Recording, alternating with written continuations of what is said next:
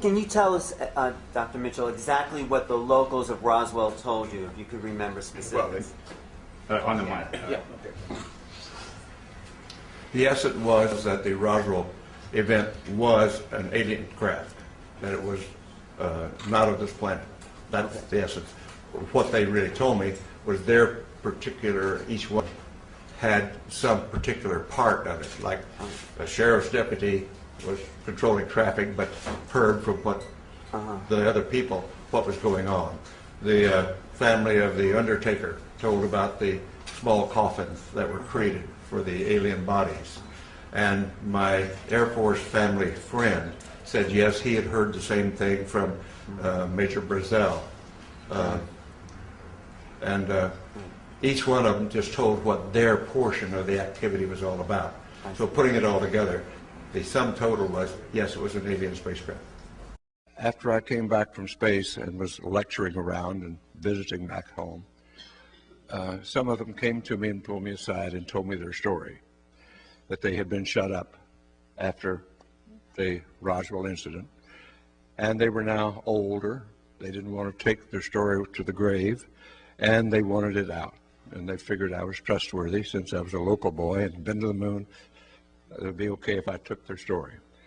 So I promised them I wouldn't tell their names, but I would carry their story forward. A few years ago, 10 years ago, I did take the story to the Pentagon. I did have a meeting with high-level intelligence people as the Joint Chiefs of Staff. I did tell the story with a couple of other, with another naval officer and Stephen Greer, Dr. Stephen Greer, if you've heard that name, and told my story of what I knew about the Roswell incident, and subsequently had it confirmed that it was true, and that the individual who I told this with had tried to get into it to find out personally about the information, and he was rejected, as many others have been rejected, to have first-hand knowledge of the cover-up. In any event, however, the fact that the Roswell incident was real has been confirmed. We have to remember that right after World War II, the Army Air Force was separated and became the Air Force, a separate branch of service, and that the OSS, which was the Office of Special Services, was disbanded and eventually became the CIA.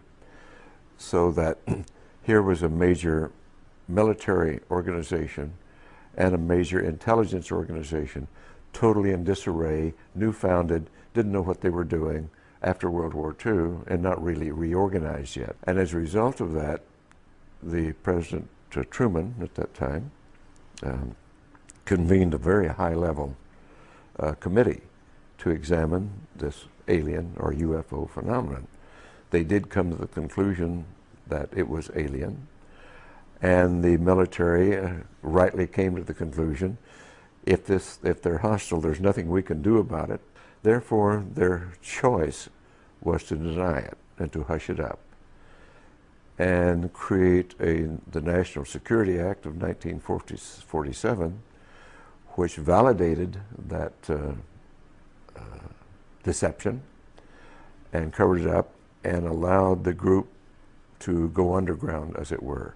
And we've been living with that now for 50 years. It is really the beginning of the whole cover-up, the entire denial of this phenomenon. And the addition of dismissal, disinformation, misinformation to cloak and to discourage investigation, to misinform. It's just been continuous for many, many years now. Eventually it came away from the fear, I believe, of not being able to protect and do their duty to the notion of power and control, controlling the knowledge and the technology.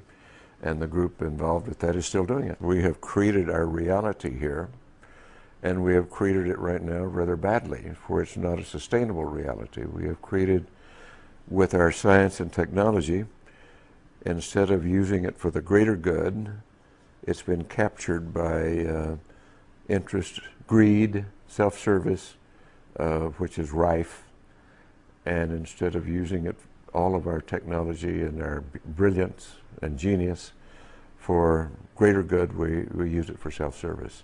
And that's not going to work.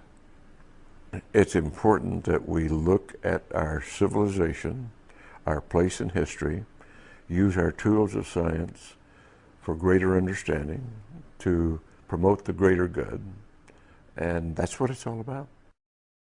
I happen to be privileged enough to have be in on the fact that we have been visited on this planet, and the UFO phenomenon is real, although it's been covered up by our governments for quite a long time. These days the movie is shown in Germany like it is a natural movie, describing the so-called Roswell accident when the bodies of the humanoids were found, detected and photographed. And do you know anything about this? Они пишут, что у него был человек, который приятель, который это видел, эти трупы. In this article, it suggested that you had also one of your colleagues, one friend of yours, who witnessed himself these corpses of these humanoids. I had a friend who had witnessed. У меня есть друг, который является свидетелем. Он видел, так сказать, некоторые. Он не говорит, что это были на самом деле нормальные трупы, но он видел то, что могло представлять собой какой-то вид трупов. Там в Росуэле, да? In Roswell. Roswell. Да, в Росвелле. Ну, как это понять? Sorry? It was not a weather balloon.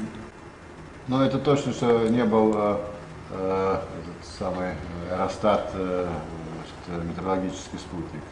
Нет, а мертвецы-то, мертвецы. I guess I believe that part of what we hear about the Roswell incident is true.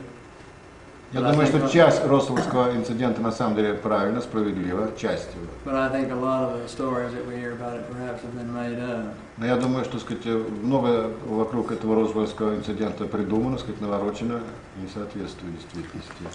Этот фильм документальный, он видел? But did you see yourself this so-called documentary movie on the Roswell incident? Который сейчас в Европе. Which is widely exhibited now in Europe. Did you see this? Yeah. And what do you think about this movie? I don't know. I have mixed feelings. У меня такие смешанные чувства по поводу этого фильма. But these bodies, these corpses, do they belong to some kind of human-like beings, or it's difficult to say what they were? Well, according to my friend, they look very human.